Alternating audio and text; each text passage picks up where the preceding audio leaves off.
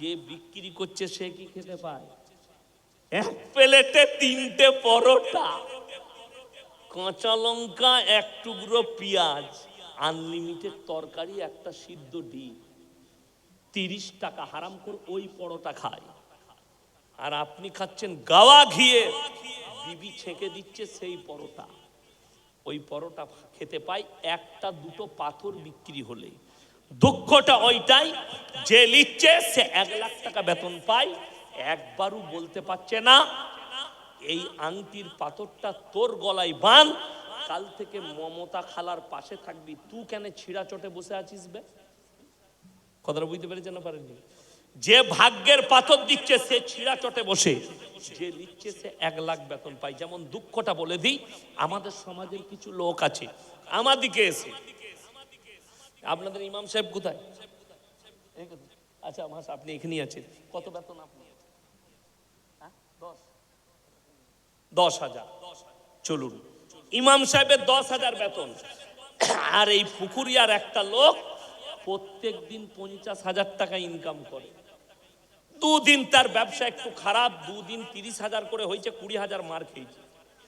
ও এসে হুজুরকে বলছে, হুজুর একটা বরকতের তাবিজ দেন। কথাটা বুঝতে পারেনি আমার? বরকতের তাবিজ। আচ্ছা, হুজুরের বেতন 10,000, তোমার ইনকাম রোজ 30,000, হুজুর মাস গেলে, তাহলে হুজুরের তাবিজে বরকত হলে তুই আগে বড় লোক হচ্ছি না হুজুর আগে? কথাটা বুঝতে পেরেছে না পারেনি? তাবিজ তো আমাদের কাছে, তো আমি তোকে বড় লোক করবো কেন? আমি তো আগে হব। এইটাই বুঝে আসেন আপনার। বর্ধমানের রাইস মিলগুলো আমাদের বাপ বেটার হতো, মা তাবিজ আর একটা করে টেনে এলে, আপনাদেরকে কেন বড় লোক করবো? এইটা হচ্ছে সমাজের প্রতি দুঃখ। নামাজ পড়ে না, রোজা রাখে না, আল্লাহর কাছে চাইবে না, চাইবে কার কাছে? হুজুরের তাবিজে বরকত চাইবে। ছেলে হচ্ছে না, অসুবিধা না, আপনাদের 24 পরগনায় পাবেন, হাওড়াতে পাবেন। এমন এমন হারাম করাছে, বলছে আমার তাবিজে বেটা ছেলে হয়। খোঁজ নিয়ে দেখুন, সে হারাম করে একটা বেটা নাই। আমাদের তাবিজে বেটা হলে, আমার ইয়াসিন, আমার 2টো বিটি, পঞ্চায়েতগুলো কাদের দখলে হতো? হুজুরদের। ইসলামে 4টা বিয়ে যায় যাচ্ছে না নাই? 4টা বিয়ে করতাম, 4 10 কত? 10 বছরে 40টা বেটা। লাঠির জোর আমার, পঞ্চায়েত আর কেউ পাবে? পঞ্চায়েত আমার। দুঃখ লাগে। আরে বুকা, আমাদের তাবিজে বেটা ছেলে হলে মৌলবীদের আর বিটি হতো না। আর যে বলছে তার কানটা মুচুড়ে তাকে দেখান, কোরআন সূরায়ে আল ইমরান। সে যদি বলে আমি মুসলিম, তার কানটা মুচুড়ে কোরআন খুলে সূরায়ে আল ইমরানের একবারই প্রথম পৃষ্ঠা, ওয়াল্লাযী ইউসাউবিরুকুম ফিল আরহামি কাইফা ইয়াশা, লা ইলাহা ইল্লা হুয়াল আজিজুল হাকিম। হে আমার নবী বলে দাও, মায়ের গর্ভে বাচ্চা দান করি, আমি আল্লাহ আমার ইচ্ছা মতো আকৃতি দিই, আমি কারো পরামর্শে কাজ করি না। এটা কোরআন। আমি আল্লাহ আমার ইচ্ছা মতো দান করি, আমি কারো পরামর্শে কাজ করি না। দুঃখটা শুধু এইখানে লয়, আপনি ভেবে দেখুন, আমাদের কিছু যুবক ছেলে আছে, ইয়ং ছেলে, 6 মাস 7 মাস প্রেম করেছে, ভালোবাসা করেছে, কোনো মেয়েকে ভালোবাসে, 7 মাস পরে ব্রেকআপ, মেয়েটা সুইচ অফ করে দিলে, ওকে ব্লক করে দিলে, তখন হুজুর খুঁজে বেড়াচ্ছে, এসে বলছে হুজুর কি হলো রে? হুজুর ঘুম হচ্ছে না রাতের বেলা, অনেক মহব্বত করতো হুজুর। কেন? বলে আমাকে ব্লক করে দিয়েছে, তাবিজ করে খুলে দেন। শালা মোবাইলের দোকানে মোবাইলের সুইচ অফ খুলছে না, ও বলছে হুজুরকে বলছে ব্লকটা খুলে দেন। দুঃখটা ওই জায়গায়, বলছে হুজুর তাবিজ করে যা টাকা লাগবে দেবো, আপনি খালি মেয়েটাকে আমার কাছে একবার এনে দেন। তাবিজে যদি তোর কাছে মেয়ে আসবে, তা তোর কাছে আসবে কেন? সে তো হুজুরের কাছে আগে আসবে। আচ্ছা আপনারা বলুন, তাবিজে যদি মেয়ে পটানো যেত, তাবিজে যদি মেয়ে পাওয়া যেত, আমরা হুজুররা কেউ ইমামতি করতাম না, মাদ্রাসায় পড়াতাম? তাবিজ তো আমাদের কাছে, আমরা খালি খোঁজ লাগাতাম বড় লোকের বাপের একটা বিটি বড় লোক কে আছে, মার তাবিজ আর টেনেলে। বড় লোকের জামাই, ইমামতিও করা লাগবে না, কিচ্ছু লাগবে না, শ্বশুরের পয়সায় গাড়ি চাপবো, শ্বশুরের পয়সায় খাবো। কথা বুঝতে পারেননি? বড় দুঃখ লাগে। আমরা কেন চাষিবাসী ঘরে বিয়ে করতে যাব? বোকা, তোমার টাকাটা বেকার। কোথায়? ওখানে অনেক মাল বেরিয়েছে, পেপারে অ্যাড দিচ্ছে মোবাইলে, কারুর বউ পালিয়ে গেলে 72 ঘন্টায় ফিরিয়ে আনা হয়। আমি বলেছি ওই হারামখোর গুলোকে মোদিজির কাছে নিয়ে চল, যারা টাকা নিয়ে পালিয়েছে ওকে বল তুই 3 দিন সময় নিয়ে মালগুলোকে ফিরিয়ে নিয়ে আয়। পারবে? এক একটা গণককারকে, এক একটা তাবিজওয়ালাকে আমি 5 কোটি করে দিয়া করাবো। মোদিজিকে বলবো 5 কোটি করে দেন। নীরব মোদি, বিজয় মালিয়া হাজার হাজার কোটি টাকা নিয়ে পালিয়েছে, তোমাকে 100 কোটি দিয়া করাবো, তুমি খালি ওদিকে টেনে নিয়ে এসো দেখিনি। আমার ভাই, আমি যেটা বুঝাচ্ছিলাম, আপনার শরীর অসুস্থ, আপনি এমন এক মৌলবীর কাছে যাবেন যে কুফরি করবে না। আমার গাড়িতে চাপেন, সকালবেলায় নিয়ে গিয়ে আমি বর্তমানে আমার এলাকায় দেখাবো, হারামখোর পিসাব করে পানি লাই না, মাজারে বসে আছে তাবিজ লেখছে, খালি কি কি ডিজাইনে লেখছে আল্লাহ ছাড়া কেউ জানে। আজ থেকে 7 বছর আগে মাদ্রাসায় গেটে ঢুকেই আমার কামরা, আর আমি কামরার সামনে ক্লাস করি, তো সকালবেলা আমি জলসা করে রাত জেগে আছি, একটা বুড়ি মা বসে আছে, এসে কি ব্যাপার গো হুজুর, ঘরের ঝামেলা সামালতে পারছি না, পা কি করব, তাবিজ লাগবে তাবিজ। আমি দেখলাম, আমি বললাম আমি তো তাবিজ ফাবিজ লিখিনি। ঝামেলা কি জানেন, ইমাম সাহেব যদি বলে আমি তাবিজ লিখতে জানি না, পাড়ার মেয়েরা বলবে কি মৌলবি রেখেছিল কিছুই জানে না, ইমামের চাকরি শেষ। আমি দেখলাম একে যদি আমি তাবিজ না দিই, সকালবেলায় গিয়ে গ্রামে আমার বদনাম করবে, ও কিচ্ছু জানে না লো। আমাদের বদনামের থেকে একটা মাল দেওয়া বলো, কি হয়েছে মা? বাবা, প্রত্যেক দিন আমার বৌমাদের সঙ্গে ঝগড়া হয়, আর আমার বৌমারা গালি দেয়। আমি তুমি কি করো বলে, আমি সমানে চালাই, মানে উমালু কম লয়। কি করতে বলে, তাবিজ দাও। আচ্ছা, গাল বন্ধ তাবিজ জানা আছে হুজুর কারো? এই মৌলবিগুলো খেপে যাবে আমরা, কি বুঝলেন? আবার যদি দেওবান্ধে পাঠানো, উমাল খুঁজে পাবে না, গাল বন্ধ তাবিজ কোথায় আছে কি জানি। আমাকে বলছে দিতে হবে। আমি দেখলাম তাবিজ একটা দিই, এরকম সাদা কাগজকে কামরার ভেতরে মোটা করে দিয়ে দিল, এরকম মোটা করে। হুজুর এত বড় তাবিজ, আমরা গালের নয়, ওই জন্য একটু মোটা পাড়া। গাল যে খুব ডেঞ্জারাস জিনিস মা। আচ্ছা কি করব বাপ? আমি বললাম যখন ঝগড়া হবে, তোমার বৌমারা গালি দেবে, তুমি কামরার ভেতরে ঢুকে তাবিজটা দাঁতে করে টিপে বসে থাকবে, কাজ হবে না, মারাত্মক কাজ, তুমি খালি বসে থাকবে, কিচ্ছু করো না। আচ্ছা বাপ। এরপরে 1 সপ্তাহ পরে আবার ঝগড়া লেগেছে, সে তখন হুজুরের তাবিজ বার করে দরজা লাগিয়ে দাঁতে করে টিপে বসে আছে। এরা বাইরে চিন্তা করছে, 3টে যা এত গাল দিচ্ছি ভেতরে, কি বুঝলেন, অ্যাকশন কেন দিচ্ছে না, এত অ্যাকশন রিঅ্যাকশন নাই কেন, থাকবে কি করে? আমি তো মুখে মাল ভরে দিচ্ছি, কথা বলতে পাবি না, তাবিজ ভরে বসে থাক। এরপরে এরকম করে 2 মাস কেটে গেল, বৌমারা দেখলে এত গাল দিচ্ছি, এত কথা বলছি, উত্তরই দেয় না, ওকে আর বলে লাভ নাই, বন্ধ। এরপরে বলছে হুজুর একদম তাবিজ মারাত্মক কাজ করেছে, সব কিছু বন্ধ হয়ে গেছে। আমি বললাম তাবিজটা খুলে দেখো, আমি কিছুই লেখিনি, সাদা। সে তখন খুলে দেখে বলছে তাই তো, কিছুই লেখা নাই। আমাকে বলছে বাপ কি করে কাজ হলো? আমি বললাম বৌমা গরম হলে শাশুড়ি চুপ করে যাও, শাশুড়ি গরম হলে বৌমারা চুপ করে যাও। একজনকে হার মানতে হবে, হবে না? হবে না? আরবি কিতাবে একটা ঘটনা এসছে, একটা বড় গাছ নদীর ওপরে পড়েছে, নদীর এপার থেকে একবারই ওপারে চলে গেছে। এরপর ওই দিকে একটা শিয়াল চেপেছে, এই দিকে একটা শিয়াল চেপেছে, দুজনাই মধ্যখানে হাজির। ও বলছে তুই পেছনে যা, ও বলছে তুই পেছনে যা। তো কেউ পেছুবে না, জিদ ধরে আছে। এরা দুজনা পরামর্শ করলে বলে এক কাজ কর, তুই একটু পেছনে যা, আমিও একটু যাই, ছুটে এসে দুজনা ধাক্কা মারবো, যে থাকবে সে পেরিয়ে যাবে, যে পড়ে যাবে সে মরে যাবে। 2টো মাল পড়বে না, পড়বে না একসাথে? ধাক্কা মারলো, 2টো মালই পড়ে গেল। আমার কথার মানে বুঝতে পেরেছেন? এখানে লেখক যে যিনি লিখেছেন, তিনি বুঝাতে চেয়েছেন একজনকে পেছুতে হবে, একজনকে হার মানতে হবে। শাশুড়ি চুপ করে যাক, ঝামেলা মরে যাবে।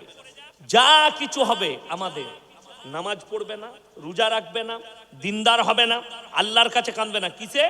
তাবিজ, তেল পড়া, পানি পড়া। আর এইটার কারণে বিশ্বাস করুন, আমার কাছে রেকর্ডিং আছে কলকাতার, আপনাদের 24 পরগনার, আমি জায়গার নাম করব না, অমুক তান্ত্রিক হাফেজ অমুক, আমি তাকে ফোন করলাম, ভাই আয়াতুল কুরসিটা পড়ে শোনাও, আমাকে মা বোন তুলে গাল দিলে, রেকর্ডিংটা আছে। তার মানে উমাল জানিই না, আয়াতুল কুরসিটা জানে না, সূরা ফাতিহা পড়তে পারছে না। মানুষ তাদের কাছ থেকে ভালো মন্দর তাবিজ নিতে যাচ্ছে, সমাজ কি করে বুঝবে? আর রাসূলের হাদিসে আছে সমস্ত রোগের শিফা আল্লাহ সূরা ফাতিহার মধ্যে রেখেছে। জোরে একবার বলুন সুবহানাল্লাহ। রাসূল বলেছেন সমস্ত রোগের শিফা হচ্ছে কালো জিরার মধু, শহদ। আপনার রোগ হয়েছে, সকালবেলায় খালি পেটে 10-12টা দানা কালো জিরার মুখে নিয়েলেন, শাহাদত আঙ্গুলটা মধুতে ডুবিয়ে চুষেলেন।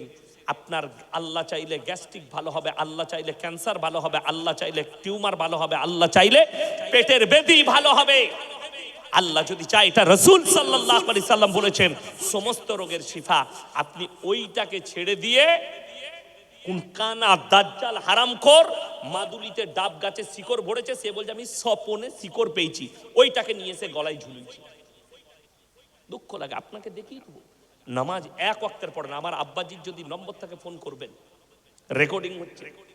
আমরা বাপ বেটা বর্তমানে এক জায়গায় জলসায় ছিলাম, এক জায়গায় এক স্টেজে জলসা, মাগরিবের নামাজ পড়েছি মসজিদে, মসজিদের পাশে শেওড়া গাছ, এক হুজুর তাবিজ লিখছেন, বাউল বুস্টম তাবিজ। আমি নামাজের পরে ইমামকে জিজ্ঞেস করলাম, ভাই হুজুর নামাজ পড়বে না? বলে হুজুরের নামাজ মুখস্থ, আমরা তোর হুজুরের বীজ মারবো আজকে জলসায়। কমেডি ছেলেরা বলছে হুজুর দ্বন্দ্ব হবে, কিছু বলে না। আমি দ্বন্দ্ব আমি বুঝে নেবো, তোদের ওই বাপের বেটা হুজুরকে স্টেজে নিয়ে আসবি। রাসূল আকরাম সাল্লাল্লাহু আলাইহি সাল্লাম জিন্দেগির শেষ ওয়াক্তের নামাজ দুজন সাহাবীর কাঁধে হাত রেখে পাগুলো ছেঁচুড়ে ছেঁচুড়ে মসজিদে নববীতে দাঁড় করিয়েছেন। রাসূল নামাজ ছাড়েননি, বেহুশ না হওয়া পর্যন্ত নামাজ মাপ নেই। হারামখোর কানা দাজ্জাল মসজিদে জামাতে নামাজ হচ্ছে, অথচ মসজিদের পাশে বসে নামাজ কাদা করছে, বলছে মনে মনে নামাজ পড়ি, মারিফত পেয়েছি। একে জুতো ঝাঁটা মারার লোক আছে, নামাজ ছাড় মসজিদের পাশে বসে, আর মানুষ তাদের কাছ থেকে ভালো মন্দ তাবিজ নিচ্ছে। আল্লাহ মাফ করুক আমার ভাই।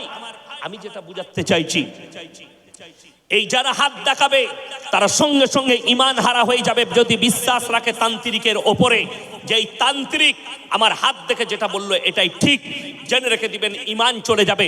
তাকে কালমা পড়ে ইসলামের মধ্যে ফিরতে হবে।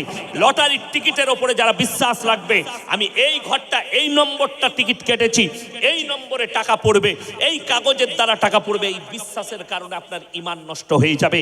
লটারি যদি হালাল হতো, আমরা মৌলবীরা ফার্স্ট কাতারে লটারির টিকিট কাটতাম, সব থেকে কম বেতন আপনারা আমাদিকে দেন। ঠিক বললাম না বুঝ বললাম? সব থেকে কম আমাদের, আমরা তো ফার্স্ট কাতারে করতাম। যে মুসলমান জানলো এই লটারির টিকিট কাটা হারাম, তারপরও আপনি লটারি কাটছেন, আপনার সন্তানকে আপনি কি মুখে তুলে দিচ্ছেন? আর রাসূল সাল্লাল্লাহু আলাইহি সাল্লাম বললেন, যারা নিজেদের সন্তানের মুখে হারাম খাবার তুলে দিবে, হারাম রিজক তুলে দিবে, তারা কোনোদিন নেক সন্তান হতে পারে না। আপনি চিন্তা করেছেন যে আপনার সন্তান নেক কি করে হবে? শুধু স্কুলে পড়ালে নয়, মাদ্রাসায় পড়ালে নয়, মাদ্রাসায় পড়ালে নয়, হাদিস কোরআনের শিক্ষা দিলে নয়, সর্বপ্রথম তো তার মুখে হালাল রিজকটা তুলে দিতে হবে। যেন আমার সন্তানের মুখে হালাল খাবারটা যায়, হালাল রিজকটা যায়, তা না হলে আল্লাহর কাছে কি জবাব দেব? ইলম তো থাকবে, কিছুই থাকবে না। বেঈমান কাফেররা উঠে পড়ে লেগেছে, তারা কামিয়াবি লাভ করেছে। আজকে আমি আপনাকে, আজকে তারিখ কত ইংরেজি? 27 না 28? 28। গত 20 ডিসেম্বর না 19 ডিসেম্বর আমি আপনাদের দমদম এয়ারপোর্টের পাশে আটঘরায় জলসা করেছি। 24 পরগনারই একজন আলেম ইমাম আছে, ওখানে মাদ্রাসাও আছে, আটঘরায় আমি বলে এসেছি। এই আপনারা দেখতে পাবেন আমার একটা বয়ান কয়েকদিন আগে ছেড়েছে। ইউটিউবাররাই ছেড়েছে কোন জায়গার জলসা, আমি বুঝতে পারছি না জলসাটা কোথাকার, কি নিয়ে মুসলিমরা যেন 25শে ডিসেম্বর পালন না করে। হারাম। আমি দেখলাম আজকে ফেসবুকের কমেন্টে কয়েকটা মুসলিম যুবক, কয়েকটা যুবতী, তারা বলছে তোমাকে কে ইসলামের ঠিকে দিয়েছে। ওই হারামের আওলাদ দিকে বলতে চাই, আল্লাহ যাদিকে ইলম দিয়েছে, আল্লাহর রাসূল বলেছেন, আল্লাহ তাআলা কোরআনে বলেছেন আতিউল্লাহ ওয়া আতিউর রাসূল ওয়া উলিল আমর ফাইন তানাজাতুম ফি শাইইন ফারুদ্দুহু ইলাল্লাহ। আল্লাহর রাসূলের পরে তোমরা তাদের কাছ থেকে দিন নেবে, আল্লাহ যাদেরকে ইলম দান করবে, কোরআন হাদিসের জ্ঞান যাদের কাছে থাকবে, তুমি মানবে মানো, না মানবে না মানো, তুমি তোমার জবাব দিবে। কলকাতায় পার্ক সার্কাসে, নিউ মার্কেটে, কলকাতায় পার্ক স্ট্রিটে, নিউ টাউনে হাজার হাজার মুসলিম যুবক যুবতী তারা উপেক্ষা করে কোরআন হাদিসকে, রসুলকে উপেক্ষা করে তারা পালন করতে গেছে মেরি ক্রিসমাস। জানেন মেরি ক্রিসমাসটা কেন? হযরত ঈসা নবীর জন্মদিন শুধু নয়, তাদের আকীদা খ্রিস্টানদের এই দিনে আল্লাহ বাচ্চা জন্ম দিয়েছে, জোরে বলুন নাউজুবিল্লাহ। ঈসা নবীর বাপ তারা আল্লাহকে দাঁড় করিয়েছে যে আল্লাহ, এটা আল্লাহর বেটা ঈসাকে বলেছে, যার কারণে তারা আহলে কিতাব থেকে বেরিয়ে গেছে। ঈসা মাসীহর প্রতি আমাদের বিশ্বাস এবং শ্রদ্ধা আছে। আল্লাহর যতগুলো নবী পয়গম্বর আল্লাহ পাঠিয়েছেন, কোন খ্রিস্টান, কোন ইহুদি মুহাম্মদ সাল্লাল্লাহু আলাইহি সাল্লামকে গালি দিলেও আমরা ঈসা নবীকে, মুসা নবীকে, কোন পয়গম্বরকে আমরা মুসলমান গালি দিতে পারি না, গালি দেওয়া যাবে না। আমরা বিশ্বাস রাখি প্রত্যেকটা নবী আল্লাহর পয়গম্বর। খালি এতটুকুর কারণে এই খ্রিস্টানরা তাদের গির্জায় দুটো মূর্তি রেখেছে। কটা বললাম? এক হচ্ছে মারিয়ামের, তার মা ঈসা নবীর মা মারিয়াম, হযরতে মারিয়ামের। দ্বিতীয় হচ্ছে ঈসা মাসীহ। এই দুটো মূর্তির সামনে তারা উপাসনা করে। কি হিসাবে? এই হিসাবে যে ঈসা হচ্ছে আল্লাহর বেটা আর মারিয়াম হচ্ছে আল্লাহর সঙ্গে সম্পর্ক। জোরে বলুন নাউজুবিল্লাহ। এইটার কারণে আল্লাহ কি করবেন?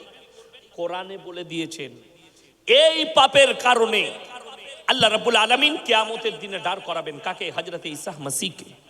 আর জিজ্ঞেস করবেন, ইজ ক্বাল আল্লাহু ইয়া ঈসা ইবনে মারইয়াম আনতা কুলতা লিন-নাস ইত্তাখিদুনি ওয়া উম্মিয়া ইলাহাইনি মিন দুনিল্লাহ। হে ঈসা, তুমি কি বলেছিলে তোমার কওমকে আল্লাহ ছাড়া আমি আর আমার মা আরো দুটো আল্লাহ? ঈসা নবী তখন বলবেন, আল্লাহ, যে কথা বলার আমার হক নেই, অধিকার নেই, আমি কেমন করে বলতে পারি? আমি যদি বলে থাকতাম ইন্নাকা আনতা আল্লামুল গুয়ুব, আলিমুল গায়ব, তো আপনি সব জানেন। আল্লাহ বলবেন আমি জানি। এদিকে বিশ্বাস স্থাপন করানোর জন্য দাঁড় করিয়েছি। শুনেলেন, কোন মুসলিম যুবক পহেলা জানুয়ারি কেউ পালন করবেন না। জোরে বলুন ইনশাআল্লাহ। জানুয়ারিতে যারা পিকনিক করবে হারাম। আপনি যদি সন্তানকে টাকা দেন হারাম। শুনেলেন, কোরআনের দলিল দিচ্ছে, কোরআন সূরা ফাতিহা একবারই শেষ আয়াত, গায়রিল মাগযুবি আলাইহিম ওয়ালাদ-দাল্লিন। মাগযুব মানে ইহুদি আর দাল্লিন মানে নাসারা। এই দুটো দলই পদভ্রষ্ট, আর এদের যারা অনুসারী হবে তারাও পদভ্রষ্ট হয়ে যাবে। আপনারা যারা উস্তাখার আছেন, হাওড়া, হুগলি, 24 পরগনা, মিটিয়া বুরুজের কাপড় ব্যবসায়ী যত আছেন, এই পহেলা জানুয়ারি আপনি আপনার কারিগরকে ফিস্ট করার লেগে টাকা দিবেন না। তাকে রমজান মাসে একদিন ইফতারি করিয়ে দেন, রমজান মাসে একদিন বিরিয়ানি খাইয়ে দেন, নেকি পাবেন। রমজান মাসে একদিন ভালো ইফতারি করিয়ে দেন, নেকি পাবেন। কিন্তু কেউ যদি জিদ করে পহেলা জানুয়ারি ফিস্ট করে, সব থেকে দুঃখ, আপনি পিকনিক স্পটে যাচ্ছেন যেখানে হাজার হাজার জিনা, মদ, গাঁজা ইত্যাদি। আর আমাদের মুসলিম যুবকরা এই দিনে ডিজে বাজিয়ে হিন্দি গান চাপিয়ে ড্যান্স করে গাড়িতে বেঁধে নিয়ে যাচ্ছে পিকনিক স্পটে আর রান্না করে খাচ্ছে। হে আমার মুসলিম যুবক, তোমার কি ঈদ পছন্দ হলো না? তোমার কি বকরা ঈদ পছন্দ হলো না? তোমার কি মুহররম পছন্দ হলো না? তোমার কি মুহররমের মাস, বরকতপূর্ণ মাস, এই মাস কি তোমার পছন্দ হলো না? খাও না। কত খাবে? রমজানুল মুবারকের মাসে ইফতারি কত করবে? করো না। গ্রামের যুবক, এই আজকে একসাথে ইফতারি করব, সবাই চাঁদা তুলে ইফতারি করো, বিরিয়ানি করে খাও। রমজান মাসে তারাবি পড়ে সবাই বিরিয়ানি একসাথে খাবো। হারাম নাকি? বরঞ্চ নেকি আছে। মুসল্লিদিকে দাওয়াত দিলেন, আমরা সবাই টাকা খরচ করব, আপনারা যারা মুসল্লি আছেন তারাবি পড়বেন, রোজা রেখেছেন রোজদাররা সবাই খাবেন, আপনি নেকি পাবেন। কিন্তু পহেলা জানুয়ারি হারাম পালন করবেন না। আমাদের বলার দায়িত্ব আল্লাহ দায়ী করেছে। আপনাকে দাওয়াত দিলাম, কবুল করবেন না, আপনার জবাব আপনি আল্লাহর কাছে দিবেন, আমি আমার জবাব দেব, আমি আপনার জবাব দিতে যাব না। কেন? যারা মনে মনে ভাবছেন আমি পাপের সাগরে ডুবে থাকবো, আমি পাপ করে যাব, অসুবিধা নেই। যতই পাপ করি, যতই গুনাহ করি, হুজুররা আছে মিলাদ পড়িয়ে জান্নাতে দিবে। তোর হুজুর মার খাবে, তুইও খাবি, এটা মাথায় রাখবে। হুজুররা, তুমি পাপের সাগরে ডুবে থাকবে মদ গাঁজায়, হুজুররা দোয়া করে তোমাকে জান্নাতে দিবে, তুমি এই আশা করে বসে আছো? কোরআন বলছে, শোনো, সূরা আরাফ প্রথম পৃষ্ঠা, ফালানাস আলান্নাল্লাযীনা উরসিলা ইলাইহিম ওয়ালানাস আলান্নাল মুরসালিন। আমি কিয়ামতের দিনে এই মৌলবি মোল্লা পীর ফকিররা অনেক দূরের কথা, আমি নবী পয়গম্বর রাসূল দিকেও দাঁড় করাবো, তার উম্মতকেও দাঁড় করাবো, উভয়কে জিজ্ঞাসাবাদ করা হবে, আপনি দাওয়াত কেমন দিয়েছেন, তোমরা দাওয়াত কিভাবে কবুল করেছো না করনি। আল্লাহ উভয়কে দাঁড় করিয়ে জিজ্ঞাসাবাদ করবে। আপনি যদি ব্যর্থ হন যে নবীর দাওয়াত আপনার কাছে পৌঁছেছে, রাসূলের দাওয়াত পৌঁছেছে, কোরআনের দাওয়াত পৌঁছেছে, রাসূলের সুন্নাত আপনার কাছে পৌঁছেছে, কিন্তু আপনি গ্রহণ করেননি, আপনি এড়িয়ে গেছেন, আপনি ব্যর্থ হয়েছেন, আপনার জন্য জাহান্নাম ছাড়া আর কিছুই থাকবে না। সেই দিনে আপনি বিপদগামী হবেন। যারা মনে মনে ভাবছেন আমার পীর আছে পার করাবে, আমার মৌলবি আছে পার করাবে, আমার অমুক হুজুর আছে পার করাবে, আমার বেটা আছে পার করাবে, তারা কান খুলে শুনেলেন, নবীজির থেকে দামি লোক পৃথিবীতে কেউ এসছে? কথা বলেন, আসেননি। নবীজি সাল্লাল্লাহু আলাইহি সাল্লাম নিজের চাচা জানকে কলমা পড়াতে পারেননি। কথাটা বুঝতে পেরেছেন না? পারেননি। তাহলে আমার মতো ফুটো মৌলবি আপনাকে কি করে জান্নাতে নিয়ে যাবে? নাম্বার এক, নবীজি সাল্লাল্লাহু আলাইহি সাল্লাম তেনার চাচা যান যখন মৃত্যুর শয্যায়, নবীজির কাছে এসে বললেন, ইয়া রাসূলুল্লাহ, আপনার চাচা যান যেন মারা যাবেন। নবীজি ছুটে গিয়ে চাচার হাতটা ধরলেন। শেষ অবস্থা নবীজি বললেন, হে আমার চাচা, আপনি একবার খালি কলমাটা পড়ে দিন, আমি আল্লাহর কাছে কেঁদে কেঁদে আপনার জন্য ক্ষমা চাইব। নবীজির চাচার উত্তর কি বেরিয়েছে জানেন? হে আমার ভাইপো, আমি যদি এক্ষুনি কলমা পড়ি, লোকে বলবে মৃত্যু ভয়ে কলমা পড়েছে, আমি কলমা পড়তে পারবো। আল্লাহ আয়াত পাঠালেন রাসূলের কাছে, ইন্নাকা লা তাহদি মান আহবাবতা ওয়ালাকিন্নাল্লাহা ইয়াহদি মান ইয়াশা। হে আমার নবী, শুনে নাও, সকলে বলুন হিদায়াতের মালিক কে? হিদায়াতের দপ্তর আমার হাতে, আমার ইচ্ছা নেই তোমার চাচা আর কলমা পড়তে পারবে না। নবীজি চোখ দিয়ে পানি আসছে। আল্লাহর নবী বললেন, ওগো আল্লাহ, তুমি আমাকে যতদিন না নিষেধ করছো, আমি আমার চাচার জন্য কেঁদে কেঁদে ক্ষমা চাইবো। নবীজি চাচা চলে গেছেন দুনিয়া ছেড়ে। আল্লাহর নবী হাত তুললেন আল্লাহর কাছে, চোখের পানি, দাড়ি মুবারক রাসূলের ভিজে গেছে, আল্লাহর কাছে কাঁদছেন, আল্লাহ তুমি আমার চাচাকে ক্ষমা করে দাও। আল্লাহ রাব্বুল আলামিন রাসূলের কাছে জিবরিল আমিনকে আয়াত নিয়ে পাঠালেন, কি বলে? মা কানা লিন নাবিয়্যি ওয়াল্লাযীনা আমানু আন ইস্তাগফিরু লিল মুশরিকিন ওয়ালাউ কানু উলি কুরবা। হে নবী এবং মুমিন দুজন, তোমরা শুনে নাও, যারা মুশরিক হয়ে, বেঈমান কাফের হয়ে, বদ্দিন হয়ে মারা গেছে, তাদের জন্য দোয়া করতে পাবে না, সে যদি তোমাদের নিকটতম আত্মীয় হয় তাও। আল্লাহ নিষেধ করলেন। দোয়া করতে পাবেন না। নবীজি নিজের চাচার জন্য দোয়া করতে পাইনি, আল্লাহ নিষেধ করে দিয়েছেন। আর তোমার জীবনটা মদের ভাটিতে আর গাঁজার ভাটিতে কাটাবে, চিরজীবন মদের ভাটিতে কাটিয়ে দিলে। আর তুমি বলছো হুজুরকে দিয়ে মিলাদ পড়িয়ে জান্নাতে যাবো, তোর হুজুরও মার খাবে, তুইও খাবি। লেখে নিয়ে যা, জীবনে কিচ্ছু নাই। আচ্ছা বলুন তো, যে কোনো হুজুরকে, দেওবন্দি হোক, আহলে হাদিস হোক, ফুরফুরা হোক, আজানগাছি হোক, যে দলেরই হোক, তাকে যদি দোয়া করতে ডাকেন, কোন হুজুর এই দোয়া করে? আল্লাহ আমাকে দেশি মুরগি দিয়ে ভাত দিয়েছে, গাওয়া ঘিয়ের পরোটা খাইয়েছে, 5,000 টাকা দিবে। এর আব্বা 5 বোতল মদ খেয়ে মারা গেছে, আল্লাহ আমাকে যখন এত খাতির করেছে, তোমাকে আমাকে জান্নাতে দিতেই হবে। এই দোয়া শুনেছেন কোন হুজুরের? আমরা কি দোয়া করি? আল্লাহ মুমিনিন মুমিনাত, মুসলিমিন মুসলিমাত। হুজুরদের দোয়া কি? মুমিনিন মুমিনাত, মুসলিমিন মুসলিমাত। এই দোয়া করে আল্লাহ মুমিন মুমিনা, মুসলিমিন মুসলিমা, এদিকে তুমি ক্ষমা করে দাও। তো যদি মুমিন হয়, আচ্ছা যে 4 বোতল মদ খেয়ে মরে গেল, সে তো পাক্কা মুমিন মনে হয় নাকি? আপনারা বিচার করবেন, আমি বলবো না। আমাদের দেশে মুসলিম ঘরে বাস করছে, নাস্তিক, আল্লাহ মানে না, রসুল মানে না, তারও জানাজার নামাজ হয়। ঠিক বললাম না ভুল বললাম? তার জানাজা পড়া যাবে না। যদি জানা যায় এই লোকটা প্রকাশ্যে নাস্তিক, যদি জানা যায় এই লোকটা প্রকাশ্যে বেঈমান, আল্লাহ মানে না, রসুল মানে না, কোরআন মানে না, সে যদি মারা যায়, তার জানাজার নামাজ পড়া জায়েজ নাই। কেউ যদি জেনে শুনে পড়ায়, সেই মৌলবি কিয়ামতের দিনে কঠিন পাকড়াও হবে, যেহেতু সে পেটের জন্য পড়িয়েছে, আর তার পেটে সে খাবার নয়, সেই মৌলবি আগুন ভরছে। দলিল দি তসলিমা নাসরিন, এর নামটা মুসলমান, এ যদি মারা যায়, এর জানাজার নামাজ যদি কোনো মৌলবি পড়ে, 100% সেই মৌলবি আর জান্নাতে যেতে পারবে না, এর মধ্যে কোনো সন্দেহ নেই। পড়াই যাবে না, হারাম। তসলিমা নাসরিনকে কি করতে হবে? পুড়িয়ে দেখ, নাহলে কুকুরকে খাইয়ে দেখ, নাহলে শুয়োরকে খাইয়ে দেখ। কলকাতার আর একটা হারামের আওলাদ আছে, নাজিয়া ইলাহি খান, নিজেকে মুসলিম বলছে কিন্তু এই মুসলিম নয়। আমি একে 3 বার ইনভাইট করেছি, একটা বায়ান আমি দেখলাম, আমাকে গালি দিয়েছে, ও বলেছে আমাকে চর মারবো, ওই মেয়েটা।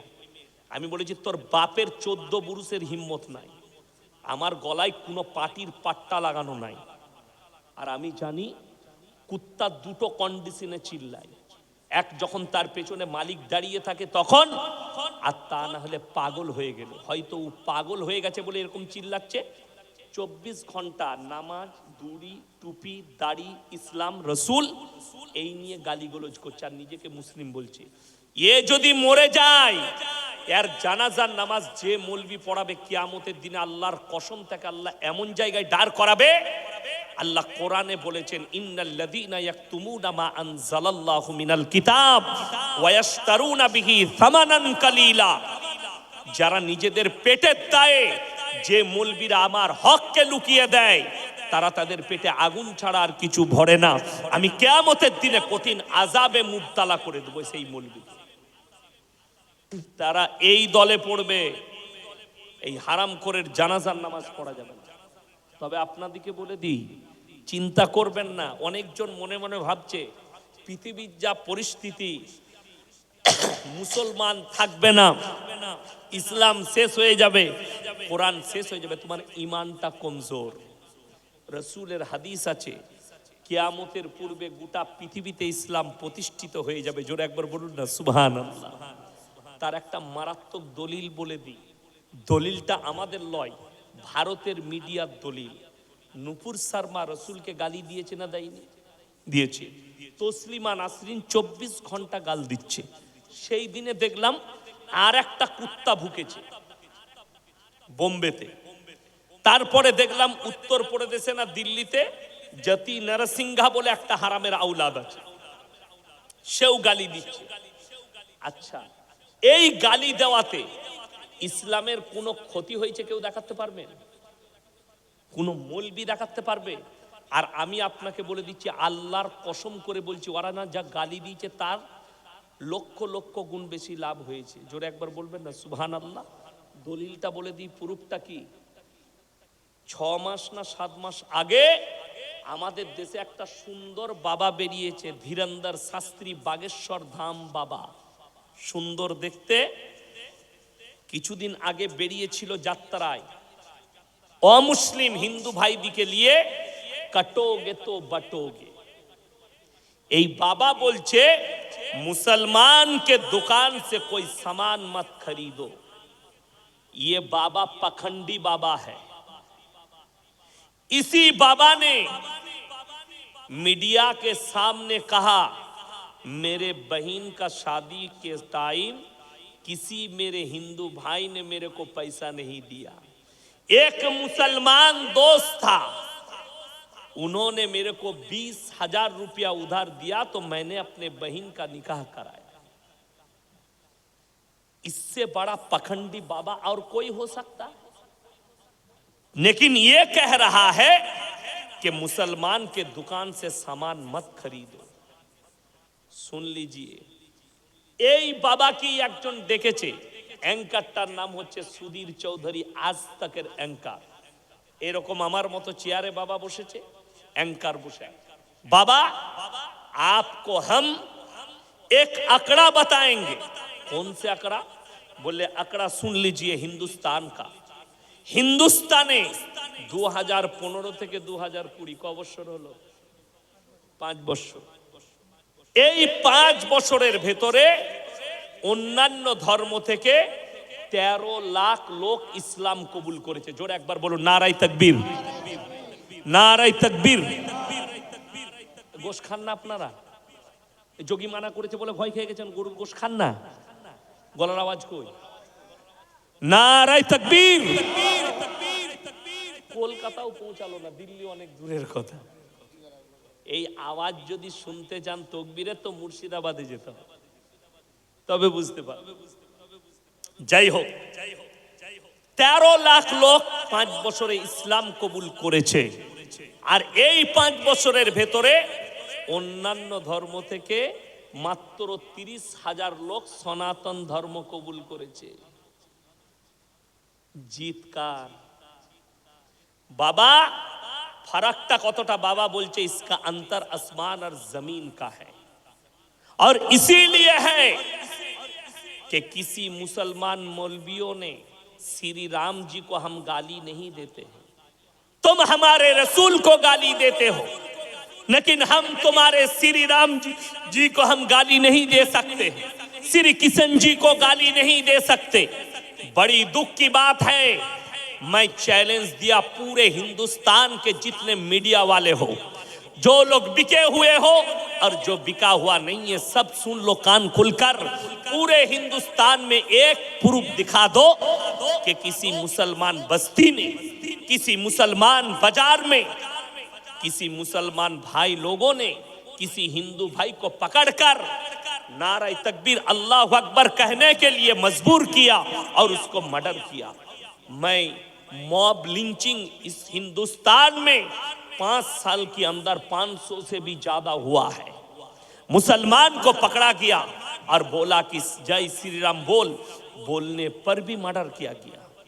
एक चाचा का दाढ़ी पकड़कर उससे थप्पड़ मारा गया। अरे तुम लोग एक साथ शिकार करते हो, समझ लेना ग्रुप में शिकार सुअर करता है, अकेला शिकार शेर करता है। अगर दम है तो अकेला आकर हमारे बस्ती में शिकार करके दिखा। अगर श्री राम जी से इतना मोहब्बत है तो आ जाओ, हम दावत देते, हमारे जलसे में खड़ा होकर जय श्री राम बोल के दिखा। हिम्मत नहीं है, फिर तू लोमड़ी से भी खराब है, तू सुअर से भी ज्यादा खराब है जो ग्रुप में शिकार करता है। मैं कह रहा हूं, हमारे जुबान से कभी ये नहीं निकलेगा श्री राम जी के, हम कहते हैं श्री राम जी महान आदमी थे, महान थे, लेकिन तुम हमारे रसूल को गाली देते हो, तुम हमारे मोहम्मद सल्लल्लाहु अलैहि वसल्लम को गाली देते हो। मस्जिद के ऊपर चढ़कर श्री राम के झंडा लहराया जाता है हिंदुस्तान में, मस्जिद को तोड़ा जा रहा है। आज के बड़ो कष्ट लागे পশ্চিম বাংলার যতগুলো কুত্তা মিডিয়া চিল্লাচ্ছিল, ইলেকট্রিক মিডিয়া, তারা চুপচাপ বসে আছে। আর একটা আছে আমাদের আরামবাগ টিভি শফিকুল, আমি আপনাকে শ্রদ্ধার সঙ্গে বলছি, আমি ভদ্রতার সঙ্গে বলছি, আপনি কিছুদিন আগে দেখিয়েছিলেন বেলডাঙ্গার একটা ছেলে, যেদিনে বেলডাঙ্গায় দুর্ঘটনা ঘটে, আল্লাহর নামে গালি দেওয়া বোর্ড লাগানো হয়, সেই দিনে একটা ছেলে ফেসবুকে লাইভে এসে সমস্ত মাথায় টুপি লাগিয়ে মুখে দাঁড়িয়ে আছে, সমস্ত মুসলমানকে এক জায়গায় এসে সে একটা মানুষকে উত্তেজিত করার একটা বার্তা দিয়েছিল। সে অপরাধ করেছে ইসলামের কাছে। তুমি সেটা দেখিয়েছো এবং বাংলাদেশ যোগ করেছো। আজকে সয়ন হালদার নামে সেই ছেলেটা ধরা পড়েছে বেলডাঙ্গায়। যে ওই বোর্ডটা যে গালি লিখেছে তার নাম হচ্ছে সয়ন হালদার। আজকে এই কুত্তা মিডিয়াগুলো চুপচাপ বসে আছে। শফিকুলকে বলবো, তুমি যদি সত্যিকারী মুসলমান হও, তুমি যদি আল্লাহকে ভয় করো, আর তোমার যদি মুসলমান